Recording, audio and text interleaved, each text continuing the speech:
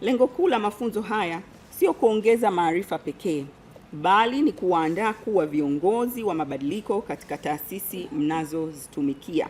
Tunatarajia kuwa kupitia mafunzo haya mtakuwa mmeandaliwa kutumia taaluma yenu kikamilifu katika utekelezaji wa Dira ya Maendeleo ya Taifa ya 2050, lakini kutumia sheria kama nyenzo ya kuharakisha ukuaji wa uchumi wa taifa, kuongeza ubora wa ushauri wa kisheria kwa serikali, kusimamia mikataba na uwekezaji kwa weledi mkubwa, kuimarisha uwajibikaji, uwazi na matumizi sahihi ya rasilimali za umma, na kulinda maslahi ya taifa katika mazingira ya ushindani wa kimataifa yanayobadilika kwa kasi.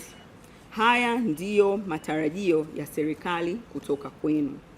Ndugu washiriki, napenda kuwahimiza kwamba mafunzo haya yasiishie kwenye vyeti mlivyopokea leo. Maarifa mlioyapata yanapaswa kuonekana katika namna mnavyotoa ushauri wa kisheria, mnavyoandaa na kusimamia mikataba, mnavyoshughulikia mashauri, mnavyoshirikiana na taasisi nyingine za serikali, na namna mnavyochangia utekelezaji wa miradi ya maendeleo. Kila mmoja wenu awe balozi wa mabadiliko katika taasisi yake.